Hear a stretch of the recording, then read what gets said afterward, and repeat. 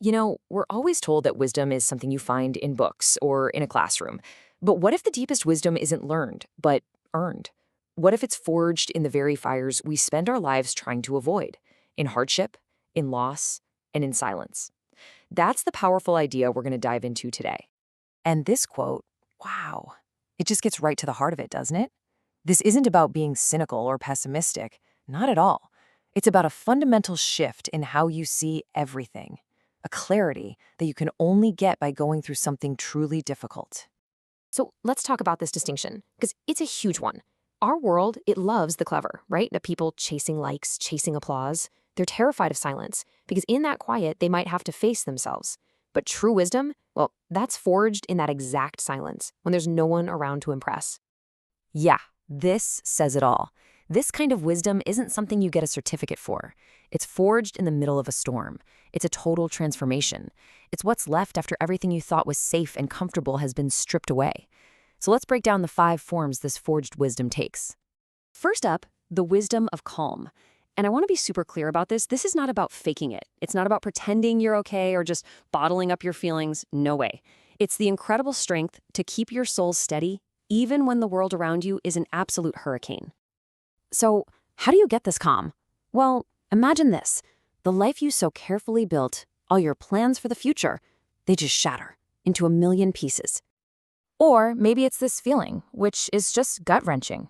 The one person you trusted with everything. They betray that trust. And that pain, it leaves you feeling like you're standing on the edge of a cliff, all alone.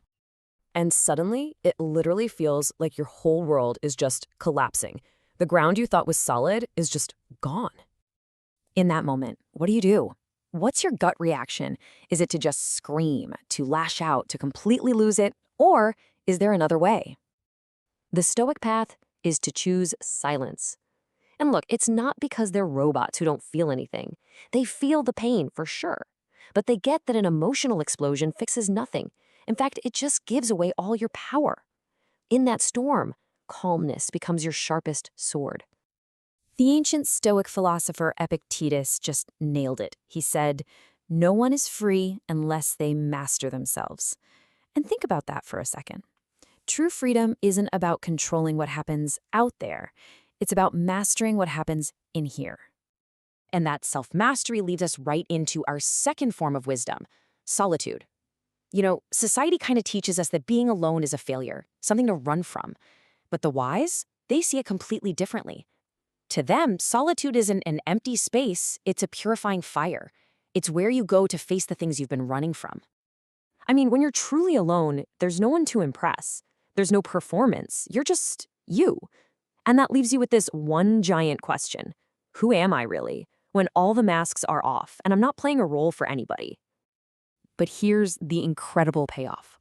Once you learn to just sit with yourself and be okay, you unlock a whole new kind of freedom.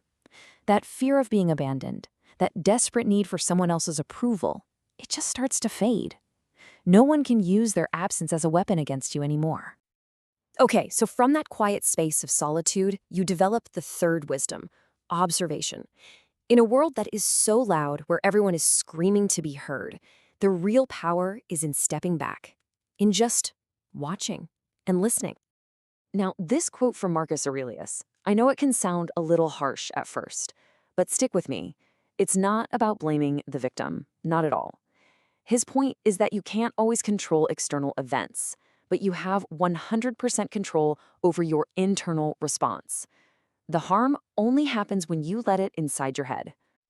And when you practice this, you start to transform your experiences. It's almost like a superpower. Anger isn't just a blind rage anymore, it's a lesson. Failure isn't the end of the world. It's a mirror showing you where you can grow. And an insult, it just becomes noise, a weightless echo that can't hurt you.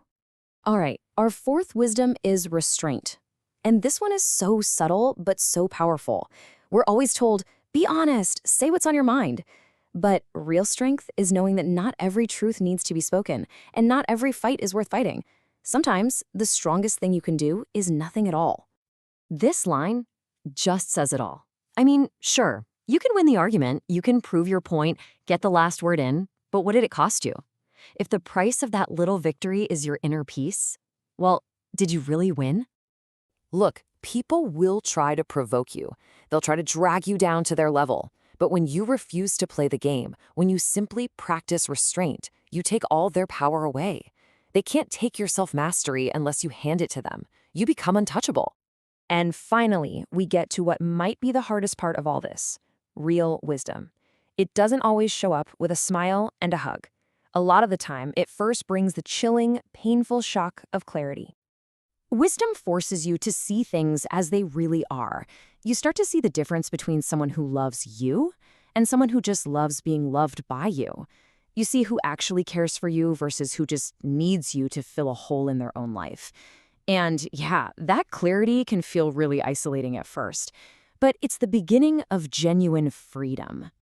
Let's be honest, living a lie hurts way more in the long run. The Stoic perspective isn't to run from this pain, but to lean into it, to listen to it. Because pain, if you really pay attention, will become the most profound teacher you will ever have. So how do we put all this into practice? Think of this as a simple guide, a mantra for liberation. When you're betrayed, don't react, observe. When you're hurt, find your calm. When you feel abandoned, learn to be with yourself in solitude. When tempted to lash out, hold back. And when you're in pain, don't run. Listen. And this is the ultimate promise, right? The goal isn't to build a life where you never feel pain. It's to learn how to walk through that fire with awareness and with strength. Because on the other side, you don't find a weaker, broken version of yourself. You find the strongest, truest version of you that could ever exist.